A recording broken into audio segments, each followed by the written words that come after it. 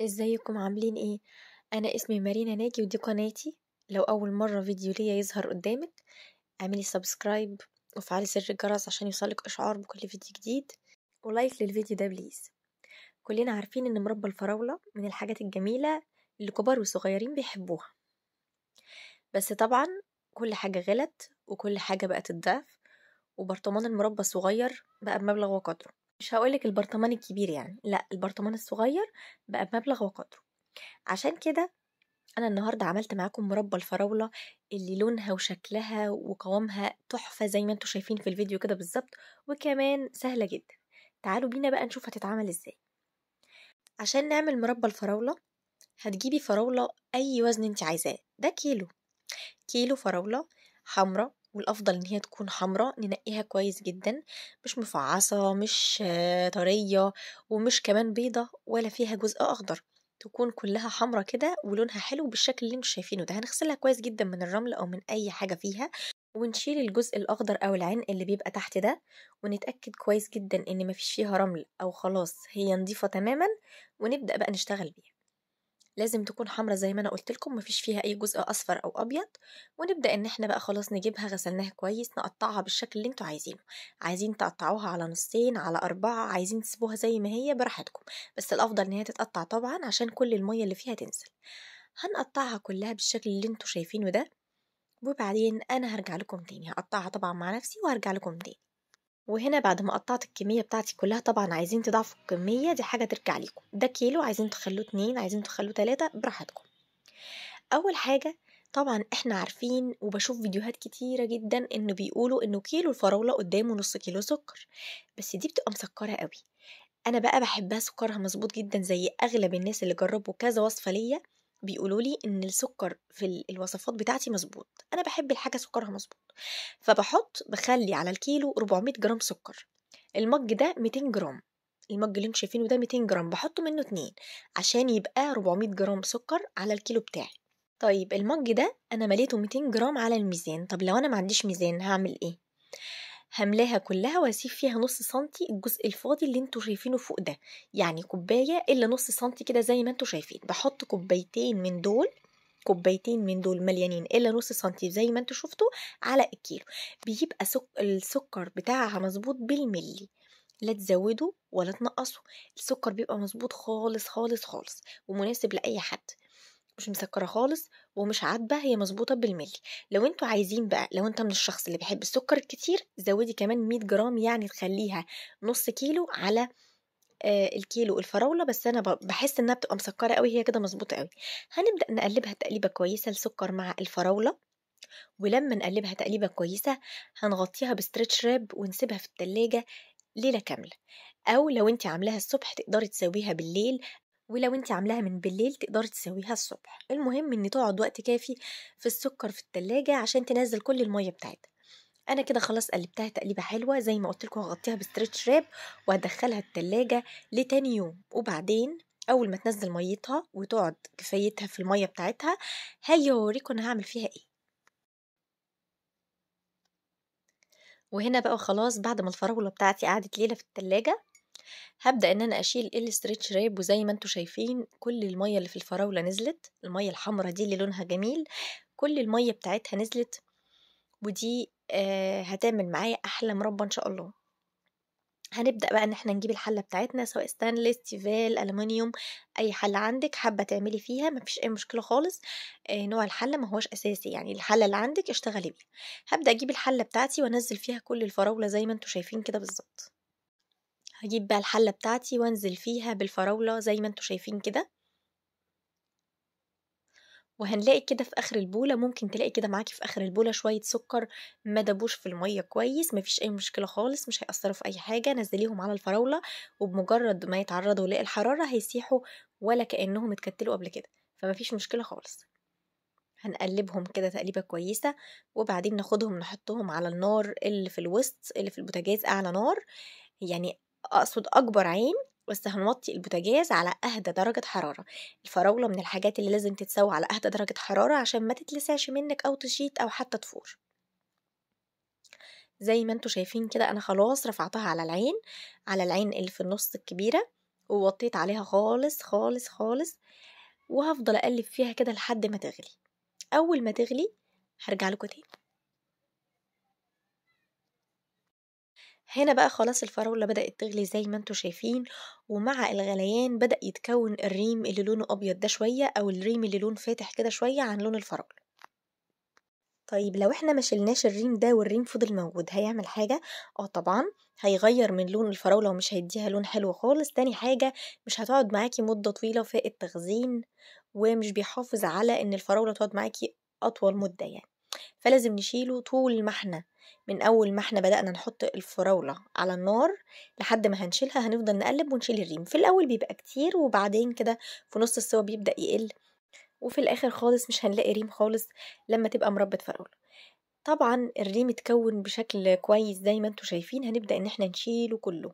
هنشيل كل الريم ده زي ما انتوا شايفين كده، مش هنسيبه خالص. ايدينا فيها اول ما نبدأ نعمل مربى الفراولة، هنبدأ ان احنا ايدينا فيها من الاول للاخر. كل ما ريم يتكون هنبدأ ان احنا هنشيله كله كده في طبق، ويا ريت كده يكون في طبق جنبك عشان ما تفضليش رايحة جاية على الحوض ترمي الريم يعني وتبهدلي الدنيا والبوتاجاز وكده.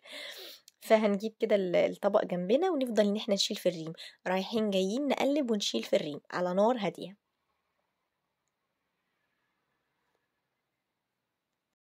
هنا بقى في نص مدة السوا زي ما انتوا شايفين الريم قل خالص، وبرضه وانا رايحة وجاية كده بقلب، ولو في حاجة لسه موجودة بشيلها. المهم ان الريم قل خالص وبدأت الفراولة تدخل في السوا. بفضل برضو رايحة جاية اقلب، ولو في حاجة ظهرت بشيلها.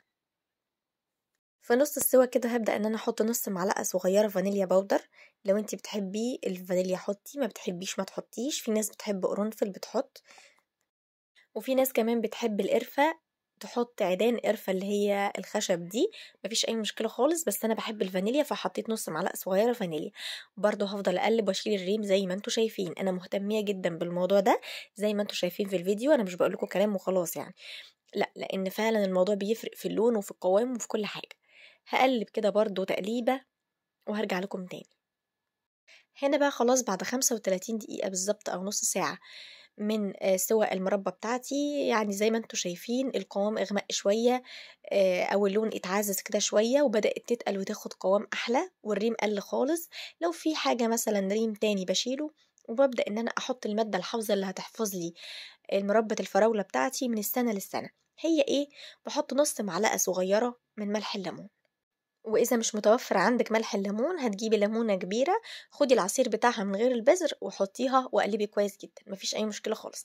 بس أنا بحس إن ملح الليمون أحسن وأفضل من حيث الطعم، من حيث أي حاجة. أنا بحسه هو أفضل، بس طبعا لو مش متوفر عندك مفيش أي مشكلة خالص، هتستبدليه بعصير ليمونة كبيرة وهيأدي نفس الغرض، مفيش مشكلة. هحط ملح الليمون وهدي تقليبة حلوة جدا جدا جدا. ولو في ريم تاني هشيله زي ما انتوا شايفين بدأ يتكون ريم بسيط تاني. هو مهما كان طلع ريم في الآخر مش هيبقى بالكمية اللي في الأول. هشيل برضو لو في ريم تاني طلع هشيله زي ما انتوا شايفين كده بالظبط في الفيديو. وبعدين خلاص كده المربى قربت تستوى خالص، 10 دقايق كده وهبدأ أشوف القوام بتاعها استوت ولا لأ. بعد ال10 دقايق مع التقليب المستمر وإن أنا أشيل الريم، وصلت المربى بتاعتنا الفظيعة للون ده والقوام ده والجمال ده، مفيش ريم، وطبعا قوامها تحفة وشكلها تحفة ولونها فظيع زي ما انتوا شايفين كده. انا هاخد لكم معلقة وتشوفوا الشكل عامل ازاي. طبعا احنا بقى في المرحلة دي خلاص عدى الوقت المناسب، تقلت جدا، ما عادش فيها ريم، قطع الفراولة استوت كويس جدا، وزي ما انتوا شايفين اللون عامل ازاي. هنبدأ ان احنا نختبر المربى عشان برضو نتأكد. هناخد كده حاجة بسيطة جدا من المربى ونمشي صابعنا في نص دايرة المربى دي زي ما انتوا شايفين كده. بصوا بقى معايا عشان تعرفوا استوت ولا لا. لو الجنب ده والجنب ده من الدايرة بتاعة الفراولة ما جوش على بعض وساحهم، يبقى هي كده استوت، وهي كده فعلا استوت. الجنب ده ما جيش على الجنب ده زي ما انتوا شايفين. وطبعا تقدروا في الوقت ده بقى تدوقوا وتشوفوا اخبارها ايه. طبعا هي كده استوت زي ما انتوا شايفين. لو الجنبين ساحوا على بعض سيبوها كمان شوية. طبعا هي كده وصلت لكده مع النار الهادية والتقليب المستمر وان انا بشيل الريم، ولونها فظيع زي ما انتوا شايفين. دلوقتي بقى المربى استوت، هنطفي عليها ونبعدها عن النار اللي احنا كنا بنسوي عليها، وبعدين هنسيبها لحد ما تبرد خالص ونحطها في البرطمانات بتاعتنا. البرطمانات بتاعتنا نعقمها ازاي؟ في طريقتين ان احنا نعقمهم بيها، يعني نغسلهم كويس جدا جدا جدا، وبعدين نحطهم في حلة فيها مية مغلية غلوتين كده على النار ونطفي، وبعدين نطلعهم طبعا هما والغطيان بتاعتهم.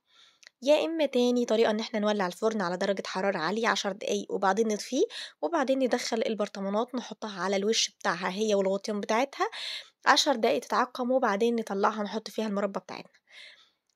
أو إن احنا نغسلها كويس جدا وننشفها، أهم حاجة ما يبقاش فيها نقطة مية واحدة. زي ما احنا شايفين المربى بقى بتاعتنا لون وقوام وحاجة كده فظيعة. كيلو الفراولة عمل معايا الاتنين دول الواحد منهم 350 جرام، يعني كيلو الفراولة عمل معايا 700 جرام مربى.